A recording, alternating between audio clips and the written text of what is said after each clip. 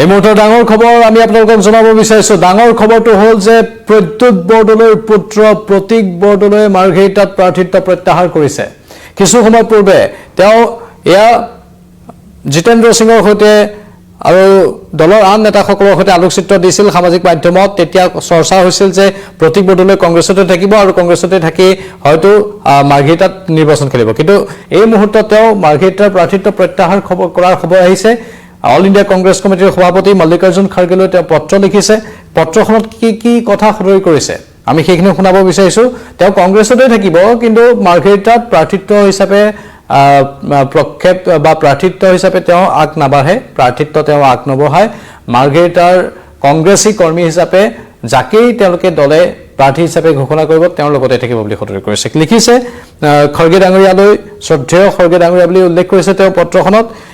আৰু সেই পত্ৰখনত কি লিখিছে হুবহু কৈ দিছো এই পত্ৰৰ জৰিয়তে দলৰ প্ৰতি থকা মোৰ আনুগত্য আৰু গভীৰ শ্ৰদ্ধাক দ্বিধাহীনভাৱে আকৌ এবাৰ হাৰুগত কৰিও মাৰ্ঘেৰিটা বিধানসভা সমষ্টিৰ পৰা মোৰ প্ৰাৰ্থিত্ব প্ৰত্যাহাৰ কৰাৰ সিদ্ধান্ত আপোনাক অৱগত কৰিব বিচাৰিছো মোৰ পিতৃৰ আন এটা ৰাজনৈতিক দলত যোগদান কৰা আৰু কংগ্ৰেছৰ প্ৰতিদ্বন্দ্বী দলৰ ফালৰ পৰা নিজে বিধানসভা নিৰ্বাচনত অৱতীৰ্ণ হোৱাৰ সিদ্ধান্ত লোৱাৰ পিছত মই অনুভৱ কৰো যে মোৰ বাবে কংগ্ৰেছ দলৰ প্ৰাৰ্থী হিচাপে প্ৰতিদ্বন্দ্বিতা কৰাটো উচিত নহব মই বুজি উঠিছো যে এই পৰিস্থিতিত দলৰ প্ৰাৰ্থী হিচাপে মাৰ্ঘেৰিটাৰ ভোটাৰ ৰাইজ আৰু অগণন নিষ্ঠাবান কংগ্ৰেছ কৰ্মী সকলোৰে মনত মোৰ দলীয় নিষ্ঠা সম্পৰ্কে এক খুদুৱনিৰ উদ্ভৱ হ'বলৈ আৰম্ভ কৰিছে আৰু সেইটোকে মৰিখন কৰিবৰ বাবে মই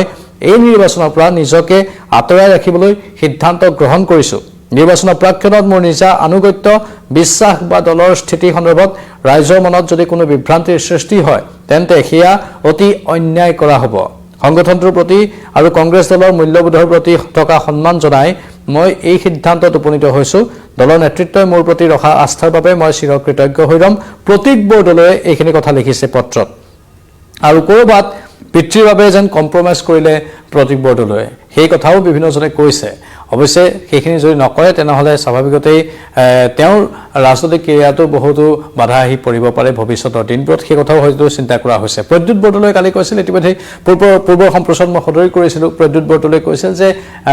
তেওঁৰ পুত্ৰৰ 18 বছৰ হৈ গৈছে এতিয়া তেওঁৰ পুত্ৰই নিজাকৈ সিদ্ধান্ত ল'ব পাৰে আৰু পুত্ৰই যি সিদ্ধান্ত লয় তাকে প্ৰদ্যুৎ বৰদলৈ পিতৃ হিচাপে সন্মান কৰিম বুলি সদৰি কৰিছিল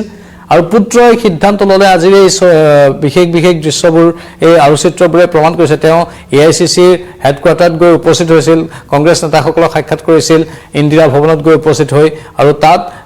তেওঁ গৈ উপস্থিত হোৱাটোৱে বুজাইছিল যে তেওঁ কংগ্ৰেছ দল ত্যাগ নকৰে তেওঁ ইয়াতো কৈছিল যে কংগ্ৰেছ দলৰ এগৰাকী নিষ্ঠাবান কৰ্মী হিচাপে থাকিম কিন্তু মই প্ৰাৰ্থিত্বহে উঠাই লৈছো মই প্ৰাৰ্থী হিচাপে নাথাকো মাৰ্ঘেৰিটা সমষ্টিত পূৰ্বতে প্ৰতীক বৰদলৈক প্ৰাৰ্থী হিচাপে কংগ্ৰেছ দলে তালিকাত অন্তৰ্ভুক্ত কৰিছিল তেওঁৰ নামটো আনুষ্ঠানিকভাৱে ঘোষণা কৰিছিল কিন্তু পিতৃয়ে বিজেপিত যোৱাৰ লগে লগে আৰু বিজেপিৰ প্ৰাৰ্থিত্ব পোৱাৰ পাছতেই এই বিষয়টোক লৈ হৈছিল কি হ'ব এতিয়া প্ৰতীক বৰদলৈ কি কৰিব আৰু প্ৰতীক বৰদলৈৰ সিদ্ধান্ত তেওঁ দলত থাকিব পিতৃৰ লগত তেওঁ বিজেপিলৈ নাযায় কংগ্ৰেছ দলত থাকিব কিন্তু তেওঁ প্ৰাৰ্থী হিচাপে আগ নাবাঢ়ে প্ৰাৰ্থী অন্য কাৰোবাক দিব লাগে আৰু তেওঁ সেই প্ৰাৰ্থীজনক সহায় কৰিব স্বাভাৱিকতে অত্যন্ত লক্ষণীয় হিচাপে পৰিগণিত হৈছে ই কাৰণ পিতৃ শাসকীয় দলত আৰু পুত্ৰ বিৰোধী দলত একেখন ঘৰতেই দুজন ব্যক্তি দুটা বেলেগ দলত আৰু যিগৰাকী পিতৃ এগৰাকী প্ৰাক্তন মন্ত্ৰী হয় প্ৰাক্তন সাংসদ হয় যিগৰাকী পিতৃ এতিয়া দিছপুৰ সমষ্টিৰ প্ৰাৰ্থী হয় সন্মানীয় সমষ্টিৰ আৰু পৰৱৰ্তী সময়ত তেওঁ বিধানসভালৈ নিৰ্বাচিত হৈ মন্ত্ৰী হিচাপে অহাৰ সম্ভাৱনাৰ কথাও প্ৰকাশ কৰা হৈ আছে সেই সময়তে তেওঁৰ পুত্ৰ বিৰোধী দলৰ এগৰাকী নেতা হিচাপে থাকি যাব আৰু তেওঁ অৱশ্যে প্ৰাৰ্থী হিচাপে এবাৰ নিৰ্বাচন নেখেলে অত্যন্ত লক্ষণীয় এয়া হৈছে ৰাজনীতিৰ মেৰপেচ এয়া হৈছে বহু লোকে বুজি নোপোৱা ৰাজনীতি এই ৰাজনীতিবোৰৰ অৰ্থ আচলতে কেনেকুৱা তাক লৈও বহু প্ৰশ্ন থাকে এনেধৰণৰ ৰাজনীতিৰ আচলতে কোট আদৰ্শগত মতপাৰ্থক্য এটা পৰিয়ালৰ ভিতৰতে যে কেনেধৰণে থাকিব পাৰে সি স্পষ্ট ৰূপত তুলি ধৰিছে আৰু এই ৰাজনৈতিক প্ৰেক্ষাপটবোৰেই জনসাধাৰণক বাৰুকৈ বহু কথা ভাবিবলৈ বাধ্য কৰাই দিয়ে